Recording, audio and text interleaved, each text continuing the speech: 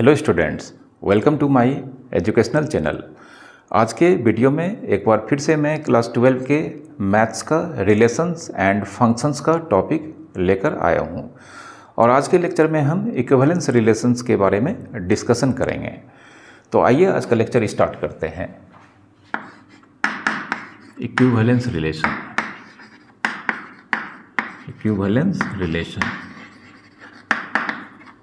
Equivalence relations के बारे में सबसे पहला जो बात है कि यह भी रिलेशन इन सेल्फ होता है।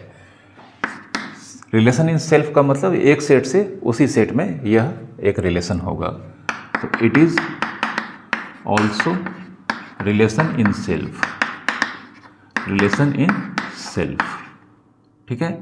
अब दूसरा जो सबसे महत्वपूर्ण कंडीशन है, मतलब जो एक रिलेशन को इक्विवेलेंस रिलेशन बनाता है, यानी कि main condition.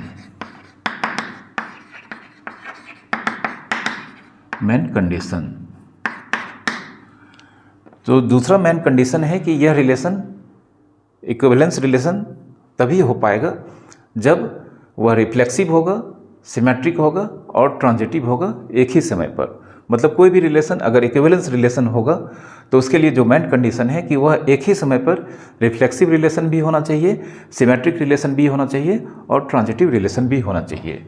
Date is it is reflexive, symmetric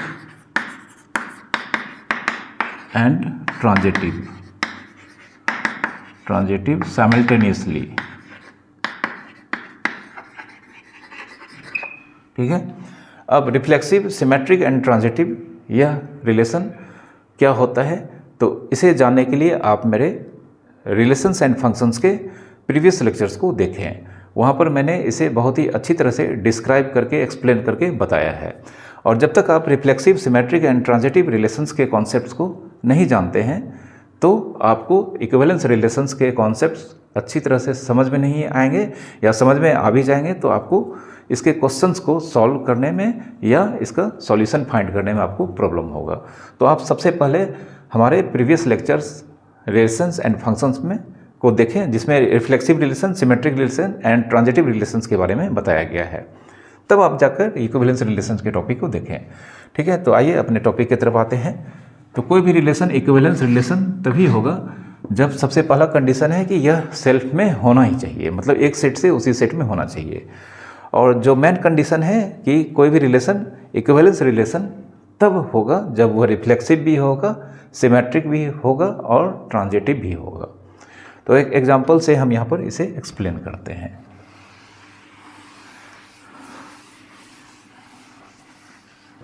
जैसे एक एग्जांपल में हम एक सेट लेते हैं P के अंदर यहाँ पे यह 3 एलिमेंट हमने लिया है, 1, 2 एंड 3, और एक रिलेशन यहाँ पे हम जिसका नाम R है, इसे हम R is relation on P। इस रिलेशन के बारे में हम यहाँ पर बताने जा रहे हैं कि यह रिलेशन ऑन P मतलब P to P, set P से सेट P में, यानी कि यह रिलेशन सेट P से सेट P में है, यानी कि यह सेल्फ में है। अब हम इस R रिलेशन के वैल्यू को लिखते हैं, मतलब इसके अंदर जो एलिमेंट यहाँ पर हैं उसको हम यहाँ पे लिख रहे हैं। 1, 2, 2, 2, 3, 3 एंड 2, 1, ठीक है। इस एक एग्जांपल के तौर पे हमने यहाँ पे लिया है। तो इस रिलेशन के अंदर ये सारे ordered pair as an element यहाँ पर हमने इसके अंदर लिखा है। अब हमें इसे वेरीफाई करके बताना है कि यह relation transitive relation, reflexive relation और सिमेट्रिक रिलेशन है या नहीं है। इसे चेक करेंगे। अगर यह तीनों रिलेशन यहाँ पर हो गया, मतलब रिफ्लेक्सिव भी हो गया, सिमेट्रिक भी हो गया और ट्रांजिटिव भी हो गया, तब जाके यह इक्विवेलेंस रिलेशन हो जाएगा, ठीक है। तो रिफ्लेक्सिव होने के लिए यहाँ पर सबसे पहले हमें उस सेट को देखना होगा जिसपे यह रिलेशन डिफाइंड है। तो सेट P पे यह रिलेशन डिफाइंड है और सेट P के अंदर यहाँ पर 1, 2, 3 एलिमेंट हैं। तो अब यह रिलेशन रिफ्लेक्सिव हो, उसके लिए हमें सिर्फ इस रिलेशन के अंदर ढूंढना है कि ऑर्डर पेयर 1, 1, ऑर्डर पेयर 2, 2 और ऑर्डर पेयर 3,3 इस रिलेशन के अंडर होना चाहिए, तब जाके यह रिलेशन रिफ्लेक्सिव हो जाएगा। तो आप देख सकते हैं यहाँ इस रिलेशन के इनसाइड ऑर्डर पेयर 1,1 1 के लिए 1,1 दिख रहा है। यहाँ 2 के लिए ऑर्डर पेयर 2,2 इस रिलेशन के अंदर दिखना चाहिए, जो कि यहाँ पर दिख रहा है। और फिर 3 के लिए ऑर्डर पेयर 3,3 इसके अंदर दिखना चाहिए। तो यह रिलेशन यहाँ पे 1,1 2,2 3,3 इसके अंदर दिख गया है, इसलिए यह रिफ्लेक्सिव होगा। ठीक है, तो यह रिफ्लेक्सिव तो हो चुका है। अब सिमेट्रिक के लिए क्या डेफिनेशन बताया गया है कि अगर ऑर्डर पेयर AB टाइप का एलिमेंट R में है तो then order pair BA type का एलिमेंट इस AB के लिए, अगर कोई ऑर्डर पेयर AB टाइप का एलिमेंट रिलेशन R के अंदर है तो इस AB का ऑर्डर पेयर BA टाइप का एलिमेंट भी उस रिलेशन R के अंदर दिखना चाहिए। ये सिमेट्रिक होने के लिए कंडीशन है। तो अब हमें दो डिफरेंट एंट्रीज से बना हुआ ऑर्डर पेयर इसके अंदर देखना है, तो वह ऑर्डर पेयर AB का वैल्यू हो जाएगा। तो यहाँ पे देख सकते हैं यह A है और यह B है, तो यह ऑर्डर पेयर AB का वैल्यू है। तो ऑर्डर पेयर AB का वैल्यू 1,2 है। तो हमें बोलता है कि अगर ऑर्डर पेयर AB R में है तो देन ऑर्डर पेयर BA भी R में होना चाहिए। तो अगर यह ऑर्डर पेयर AB का वैल्यू है तो इसका ऑर्डर पेयर BA का वैल्यू 2,1 होगा, जो कि यहाँ पर दिख रहा है, यह कॉमा है। तो यह 1,2 ऑर्डर पेयर के लिए 2,1 इस रिलेशन R के अंदर दिख रहा है। फिर हमें कुछ नया ढूंढना है, जो कि नया ऑर्डर पेयर AB का वैल्यू हो। तो यह तो होगा नहीं, चूँकि यह सेम एलिमेंट से बना है, यह भी नहीं होगा। तो मात्र ऐसे एक पेयर ऑर्डर पेयर AB और BA टाइप के एलिमेंट इसके अंदर है, जो कि यहाँ पर AB अगर 1,2 है तो इसका BA 2,1 यहाँ पे इसके अंदर रिलेशन R के अंदर दिख रहा है। तो यह सिमेट्रिक हो गया, यह सिमेट्रिक भी हो गया। मैं अभी भी बता रहा हूँ कि अगर आपने रिफ्लेक्सिव, सिमेट्रिक और ट्रांजिटिव रिलेशंस के बारे में नहीं जाना है तो यहाँ पर आपको यह कुछ खास समझ में नहीं आएगा। तो आप सबसे पहले reflexive, symmetric and transitive relation क्या होता है इसे जान लें, तब इस टॉपिक को आप अच्छी तरह से समझ पाएंगे।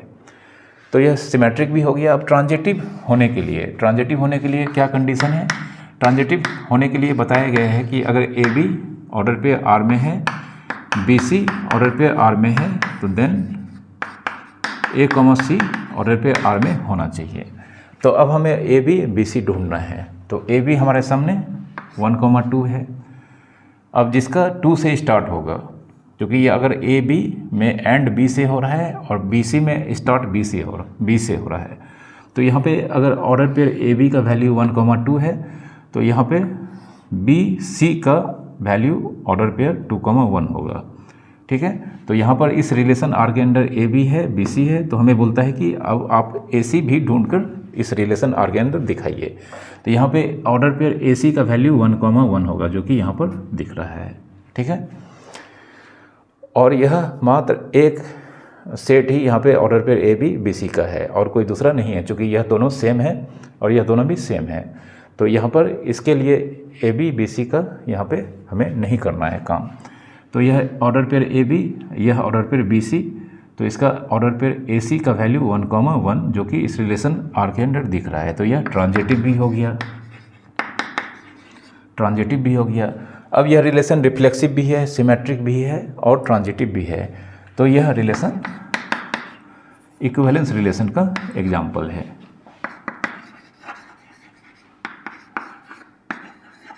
यह रिलेशन एक इक्विवेलेंस रिलेशन को रिप्रेजेंट कर रहा है। ठीक है, अब हम एक रियल एग्जांपल जो कि इन्फिनाइट सेट से रिलेटेड होंगे, उसके बारे में हम यहाँ पर एग्जांपल लेने जा रहे हैं।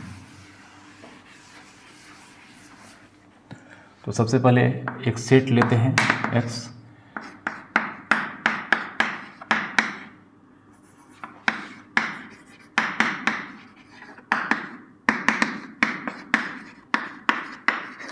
ठीक है। Set X all element of P is a triangle in plane. मतलब सेट X में जो भी एलिमेंट है वो ट्रायंगल को रिप्रेजेंट कर रहा है और यह ट्रायंगल एक प्लेन में लाई करता है। तो आप जानते हैं कि एक प्लेन में infinite number of triangle lie करता है। अब यहाँ पे एक रिलेशन है R is relation on X, और R का रिलेशन R का डिस्क्रिप्शन दिया गया है कि order pair P, Q, P is similar to Q। ठीक है, इस R जो कि एक रिलेशन है ऑन सेट X, मतलब सेट X से सेट X में यह एक रिलेशन है, और इस R के अंडर जो भी एलिमेंट हैं वह ऑर्डर पेयर PQ के वैल्यू को रिप्रेजेंट कर रहा है, लेकिन वही ऑर्डर पेयर P, Q इस रिलेशन R के अंडर रहेंगे जब P और Q जानते हैं ट्रायंगल को रिप्रेजेंट करेगा, और यह P और Q इस ऑर्डर पेयर के फॉर्म में इस रिलेशन R के अंडर रहेंगे जब P और Q दोनों ट्रायंगल सिमिलर हो। तो इज इट इक्विवेलेंस रिलेशन।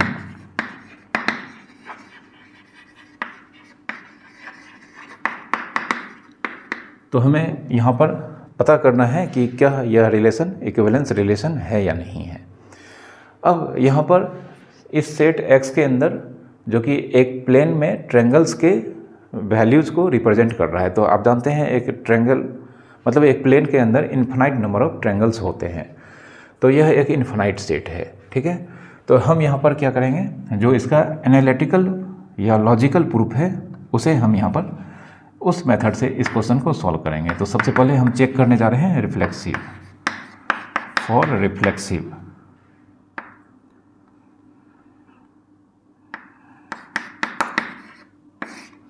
तो रिफ्लेक्सिव के लिए let order pair P, belongs to R for every P belongs to set X। ठीक है, रिफ्लेक्सिव के लिए हम जानते हैं कि कुछ ऑर्डर पेयर A टाइप का एलिमेंट रिलेशन R में एज्यूम करते हैं, जहाँ पर यह P जो होगा यह सेट X का एवरी एलिमेंट को रिप्रेजेंट करता है। अब अगर हमने इसे लेट किया है, मतलब लेट कर लिया है, एज्यूम कर लिया है, तो यह एजम्पशन अगर हमारा ट्रू पाया जाता है तो यह रिलेशन रिफ्लेक्सिव हो जाएगा। ठीक है, तो इसे हम आगे कैसे बनाएंगे, आप देख सकते हैं कि अगर रिलेशन R के अंदर कोई भी ऑर्डर पेयर P, Q है, तो यहाँ पे P और Q के बीच रिलेशन होगा कि P is similar to Q।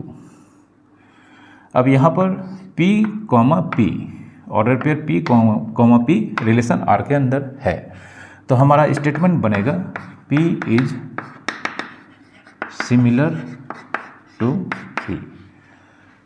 ठीक है, मतलब यहाँ पर ट्रायंगल P, दूसरा ट्रायंगल भी P ही है, और कहा गया है कि P ट्रायंगल P के सिमिलर है। तो हम जानते हैं कि कोई भी ट्रायंगल खुद का सिमिलर है, यह स्टेटमेंट ट्रू है, मतलब एक ट्रायंगल खुद के जैसा है, यह हमेशा ट्रू होगा। मतलब इस स्टेटमेंट को पढ़ने के बाद हम इसे डिक्लेयर करेंगे ट्रू। तो यह ट्रू है, इसलिए इट इज़ रिफ्लेक्सिव, यह रिलेशन रिफ्लेक्सिव हो गया। इसे हम क्वेश्चन नंबर 1 एज्यूम करते हैं। अब फॉर सिमेट्रिक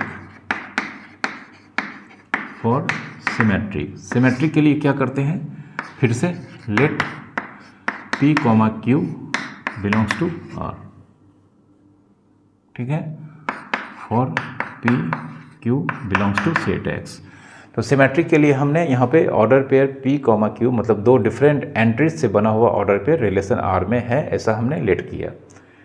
तो सिमेट्रिक के बारे में कहा गया है कि अगर P, Q टाइप का एलिमेंट रिलेशन R के अंडर है तो Q, P भी रिलेशन R के अंदर होना चाहिए उस पेयर के लिए, तब जाके यह रिलेशन सिमेट्रिक हो पाएगा। तो आइए हम इसे इस एजम्पशन से जो हमारा स्टेटमेंट बनेगा उसे हम यहाँ पर लिखते हैं। तो since P, Q order pair belongs to R। अब ऑर्डर पेयर P, Q अगर रिलेशन R के अंडर है तो हमारा स्टेटमेंट बनेगा P is similar to Q। तो यहाँ पे P is similar to Q। ठीक है, तो हम इसे मतलब Q is similar to P लिख सकते हैं। P Q के सिमिलर है तो Q भी P के सिमिलर होगा। अब आप यहाँ पर गौर से देखिए, अगर P is similar to Q है तो कौन सा ऑर्डर पेयर R में है, P, Q। ठीक है, मतलब अगर P Q order pair R में है तो स्टेटमेंट बन रहा है P is similar to Q. और इसका अगर हम रिवर्स स्टेटमेंट मतलब रिवर्स रिजल्ट बोले कि अगर हम P is similar to Q है तो कौन सा ऑर्डर पेयर R में होगा, तो आप कहेंगे order pair P comma Q relation R के अंदर होंगे। तो हमारे सामने अभी जो स्टेटमेंट है Q is similar to Q is similar to P, therefore कौन सा ऑर्डर पेयर R में होगा, तो Q comma P belongs to R। ठीक है, अब आप यहाँ पर देखिए कि हमने यहाँ पे लेट किया था P comma Q order pair belongs to relation R, और लॉजिकली हमने यहाँ तक आने के बाद हमारे पास जो रिजल्ट है कि order pair Q comma P belongs to R, इसे हमने यहाँ पे लॉजिकली लाया है। तो अगर यह P कॉमा Q R में है और इस पेयर का अगर Q कॉमा P R में आ जाता है तो यह रिलेशन भी इट इज़ सिमेट्रिक होगा, यह रिलेशन सिमेट्रिक होगा। ठीक है, अब हम ट्रांजिटिव की तरफ बढ़ते हैं। ट्रांजिटिव, तो फॉर ट्रांजिटिव के लिए let P comma Q belongs to R and Q comma T belongs to R। ठीक है, यहाँ पे P Q Q T मतलब A B अगर R में है, B C अगर R में है तो डेफिनेशन बोलता है order pair A C R में होना चाहिए, हमें लाना होगा। तो सबसे पहले यहाँ पे P Q T ये सारा ट्रायंगल्स को रिप्रेजेंट करता है और यह सेट X से बिलोंग करता है। फॉर ऑल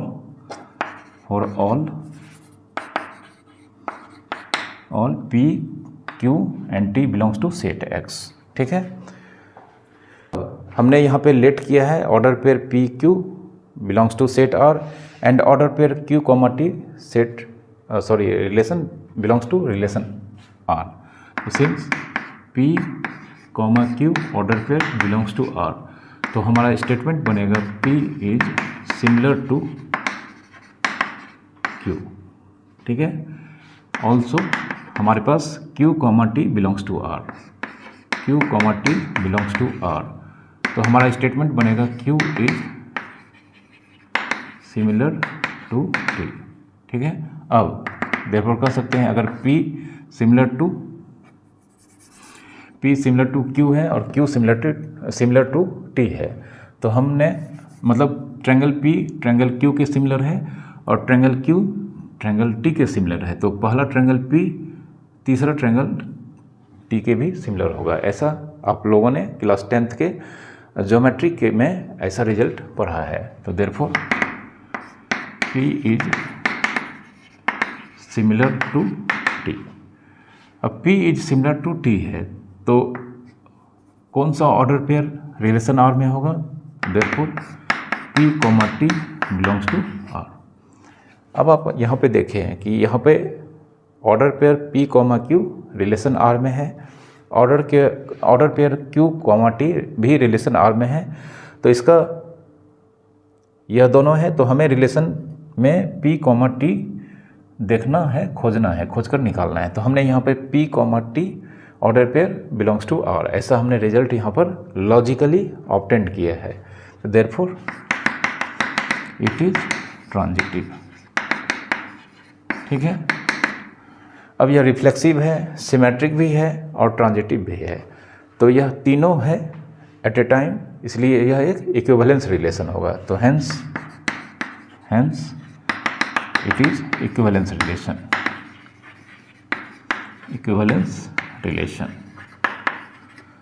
यह रिलेशन इक्विवेलेंस रिलेशन के एग्जाम्पल को रिप्रेजेंट कर रहा है। ठीक है, तो एक क्वेश्चन हम लेते हैं जिसमें एक set B all element of X is real number and R is relation on B। और R के बारे में यहाँ पे कहा गया कि order pair AB A less than equals to B, check is it equivalence relation.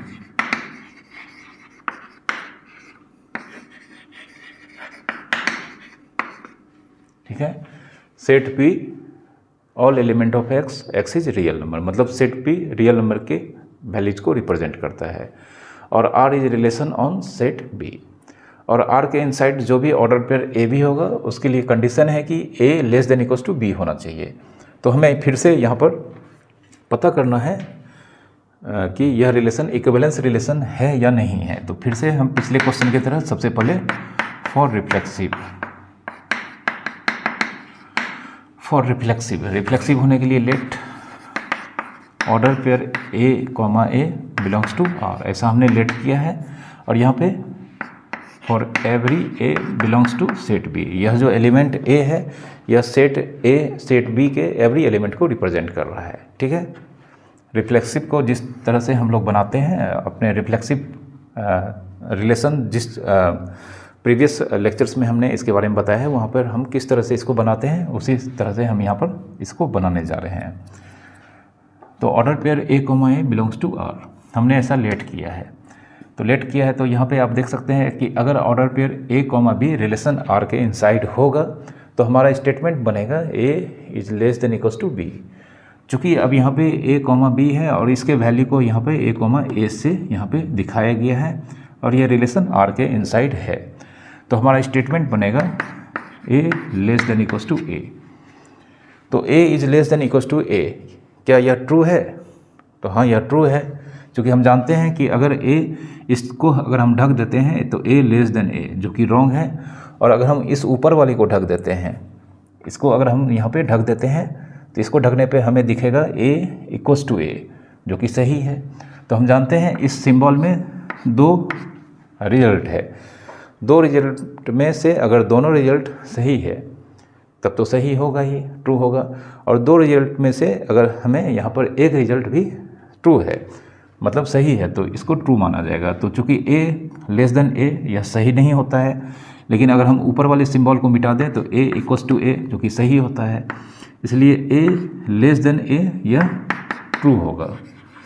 ठीक है, अब यहाँ पर देख सकते हैं कि order pair A comma A belongs to R, इसे हमने एज्यूम किया था और अल्टीमेटली यह स्टेटमेंट हमारा ट्रू पाया गया है, जो कि बी के एवरी वैल्यूज़ के लिए ट्रू पाया गया है। तो इट इज़ रिफ्लेक्सिव, यह रिफ्लेक्सिव होगा। ठीक है, अगर यह रिफ्लेक्सिव नहीं होता तो हम इसे यहाँ पर डिक्लेयर कर देते it is not equivalence relation. चूँकि इक्विवेलेंस रिलेशन होने के लिए रिफ्लेक्सिव, सिमेट्रिक, ट्रांजिटिव तीनों साइमल्टेनियसली एक समय एक साथ होना चाहिए। तो रिफ्लेक्सिव हो चुका है, तो अब हम इसे सिमेट्रिक के लिए चेक करेंगे। फॉर सिमेट्रिक के लिए लेट यहाँ पे एज्यूम करते हैं order pair A B belongs to R for all A comma B belongs to set B. ठीक है, अब यहाँ पर हम order pair A comma B belongs to R ऐसा हमने लेट किया है। ठीक है, तो इसे हम एक एग्जाम्पल से बनाते हैं। ठीक है, इसे एग्जाम्पल से बनाएंगे तो जो ज़्यादा इजी वे में बन जाएगा। तो example 2,3 belongs to R implies 2 less than equals to 3, यह ट्रू है। जैसे यहाँ पे 2,3 बिलोंग्स टू आर, तो स्टेटमेंट बनेगा 2 is less than equals to 3, तो यह ट्रू है। तो हम जानते हैं कि यह ए कॉमा बी रिलेशन आर में है, तो इससे सिमेट्रिक होने के लिए यहाँ पर बी कॉमा ए भी रिलेशन आर के अंदर होना चाहिए। तो now 3,2 belongs to R implies 3 less than equals to 2, जो कि फॉल्स है। ठीक है, तो अगर हम इस ए बी का B comma A belongs to R लिखेंगे तो हमारा स्टेटमेंट बनेगा 3 लेस देन इक्वल्स टू 2। हम जानते हैं 3 2 से छोटा भी नहीं है और 3 2 के इक्वल भी नहीं है, तो अल्टीमेटली यह पूरा स्टेटमेंट फॉल्स हो गया। तो देयरफॉर हम कह सकते हैं 2,3 belongs to R but 3,2 does not belongs to R, not symmetric. क्योंकि ऐसा बहुत सारा ऑर्डर पेयर हम ढूंढ सकते हैं जिसमें A B belongs to R, यह ट्रू होगा, बट उस पेयर का B comma A belongs to R true नहीं होगा, जिस कारण से यह रिलेशन सिमेट्रिक नहीं हो पाएगा। अब रिफ्लेक्सिव है, सिमेट्रिक नहीं है, तो हम ट्रांजिटिव के लिए यहाँ पर इसे चेक नहीं करेंगे। चूँकि सिमेट्रिक नहीं है तो यह रिलेशन इक्विवेलेंस रिलेशन नहीं होगा, नॉट एन इक्विवेलेंस रिलेशन। यह रिलेशन इक्विवेलेंस रिलेशन को रिप्रेजेंट नहीं करता है। ठीक है,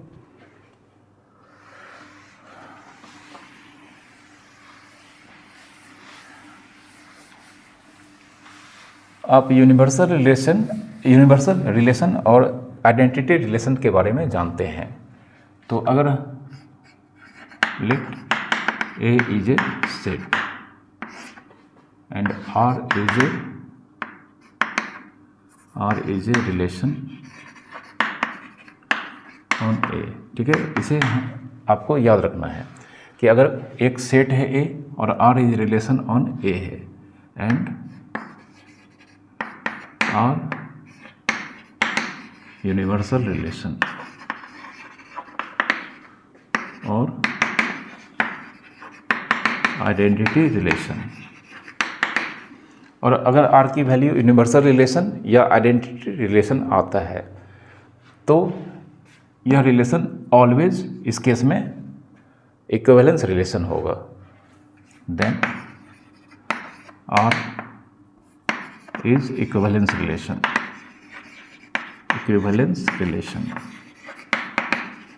ठीक है। मतलब कोई भी सेट में अगर कोई रिलेशन डिफाइंड है और उसका वैल्यू या तो यूनिवर्सल रिलेशन आता है या आइडेंटिटी रिलेशन आता है। अब यह दोनों रिलेशन क्या होता है, आप मेरे प्रीवियस लेक्चर्स को देखेंगे तो वहाँ पर मैंने काफ़ी बार इसे बताया है। ठीक है, तो यह रिलेशन अगर यूनिवर्सल रिलेशन होता है या आइडेंटिटी रिलेशन होता है तो यह रिलेशन इक्विवेलेंस रिलेशन ऑलवेज होगा। ठीक है, इस फैक्ट को आपको याद रखना है। ठीक है,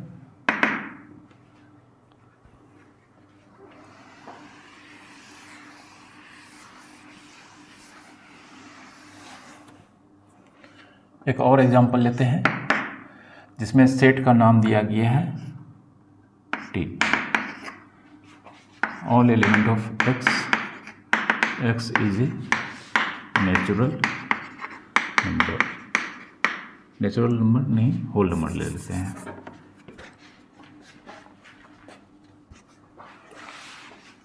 x is a whole number, X is a whole number. ठीक है, अब T R is relation on T and R के बारे में कहा गया है कि all order pair A B A minus B is multiple of 3। R के अंदर जो भी ऑर्डर पेयर ए कॉमा बी है उसके बारे में कहा गया है कि ऑर्डर पेयर अगर ए कॉमा बी आर में है तो then modulus of A minus B multiple of 3 होना चाहिए। तो check is it equivalence relation.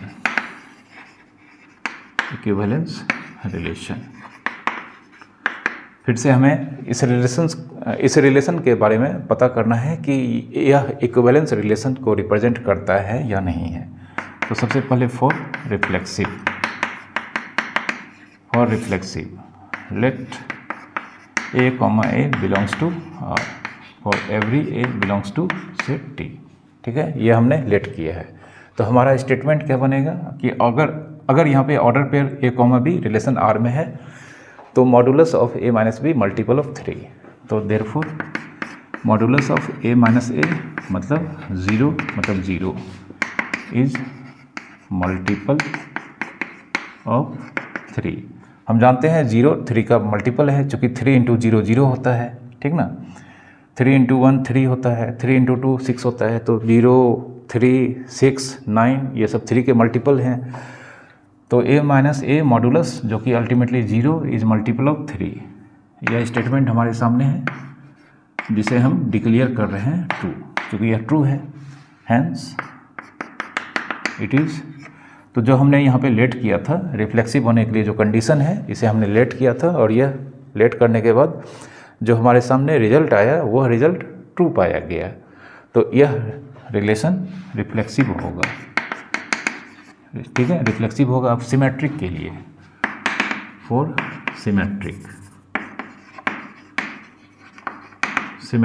Symmetric के लिए let order pair A, B belongs to R for all A, B belongs to D, ठीक है। सिमेट्रिक के लिए हम A, B order pair R में है ऐसा एज्यूम करते हैं, और फिर logically B, A order pair belongs to R लाते हैं रिजल्ट को। अगर यह आ जाता है तो यह सिमेट्रिक होगा। तो देयरफॉर अब यहाँ पे order pair A, B belongs to R है, तो हमारा स्टेटमेंट बनेगा A minus B is multiple of 3, ठीक है। क्या हम इसे order pair B, A is multiple of 3 लिख सकते हैं? हाँ, लिख सकते हैं, क्योंकि हम जानते हैं ऐसा हम इसे लिख सकते हैं क्योंकि A माइनस B का मॉडुलस और B माइनस A का मॉडुलस इक्वल होगा। तो अगर अगर यहाँ पर modulus of A minus B multiple of 3 है, तो modulus of B minus A भी मल्टीपल ऑफ 3 ही होगा, क्योंकि A माइनस B का मॉड B माइनस A का मॉड इक्वल होता है। यह सेंटेंस या यह स्टेटमेंट लिखने से हमें फ़ायदा क्या हुआ, आप यहाँ पे देखें कि अगर order pair A minus B multiple of 3 है, तो यहाँ पर अगर पूछा जाए कि कौन सा ऑर्डर पेयर रिलेशन R में होगा, तो आप कहेंगे A, B रिलेशन R में होगा।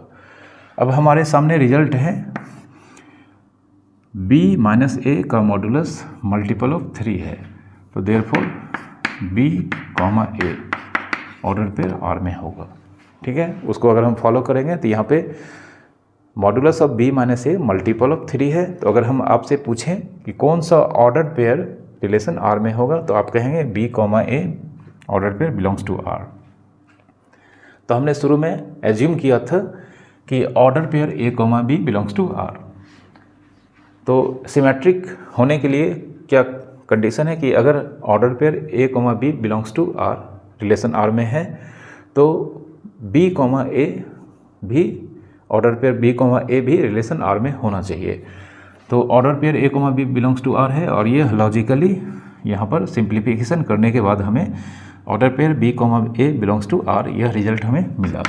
तो इस कारण से यह it is symmetric,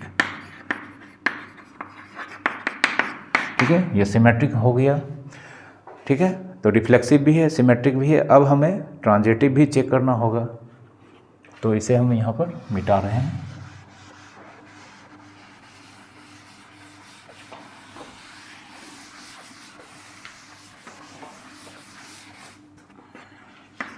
for transitive के लिए let A, B belongs to R and B, C belongs to R। चूँकि A, B belongs to R, order pair A, B R में है, order pair B, C R में है, यह हमें late करके चल रहा है, और हमें order pair A, C belongs to R अगर यह ले आते हैं तो यह ट्रांजिटिव हो जाएगा। फिलहाल यहाँ पे A, B and C for all A, B, C belongs to set D, ठीक है। अब यहाँ पे since order pair A, B belongs to R, तो हमारा स्टेटमेंट बनेगा modulus of A minus B is multiple of 3, ठीक है। Modulus of A minus B multiple of 3 होगा। Let A minus B equals to 3K। अब यहाँ पे K क्या है? K belongs to whole number, ठीक है। जो भी नंबर 3 का मल्टीपल होगा वो 3 टाइम्स होल नंबर होगा, ठीक है। तो A माइनस B का वैल्यू 3 के जनरल फॉर्म में होगा। अब A माइनस B मॉड हटाएंगे तो यहाँ पे प्लस माइनस 3K, ठीक है। फिर यहाँ पे ऑर्डर पेयर बी कॉमा सी, हम जानते हैं कि जब मॉड हटाते हैं, ये आपको पता होना चाहिए कि mod x equals to a है, तो then x equals to plus minus a, ऐसा होता है, ठीक है। फिर order pair b comma C belongs to R है, तो since b comma C belongs to R, तो हमारा स्टेटमेंट बनेगा देयरफॉर बी माइनस सी का मॉडुलस इज मल्टीपल ऑफ 3। अब मॉडुलस ऑफ बी माइनस सी भी 3 का मल्टीपल है, तो देयरफॉर हम इसे लिखते हैं B minus C equals to 3m। यहाँ पे m फिर से बिलोंग्स टू होल नंबर, क्योंकि जो भी नंबर 3 का मल्टीपल होगा वह 3 times whole number general form में होगा, ठीक है।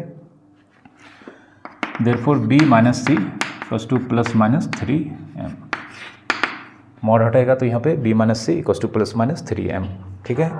अब हम ये इस रिजल्ट 1 और इस रिजल्ट 2 को ऐड करते हैं, तो फ्रॉम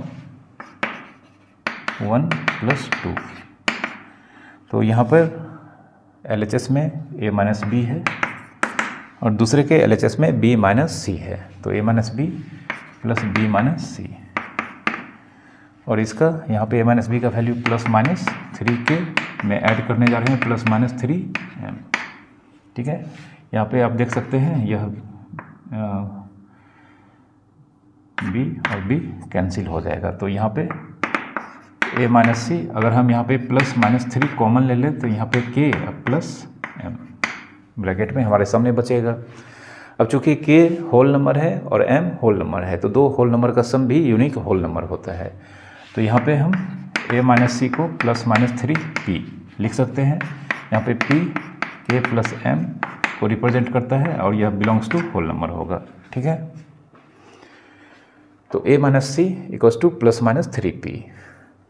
अब आप थोड़ा सा यहाँ पर गौर करके देखें कि अगर modulus of a minus B equals to 3k हमने लिखा है, तो मॉड को यहाँ पर रिमूव करने पे a minus B equals to plus minus 3k result मिलता है।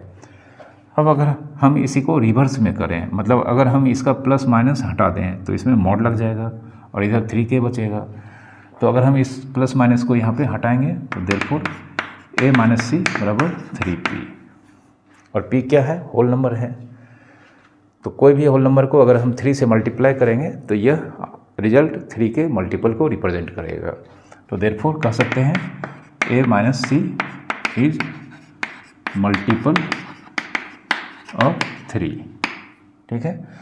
तो modulus of a minus C multiple of 3 है, तो अब अगर हम पूछेंगे आपसे कि अगर modulus of a minus C is multiple of 3, modulus of a minus B multiple of 3, तो कौन सा ऑर्डर पेयर R में है, order pair a comma B R में है।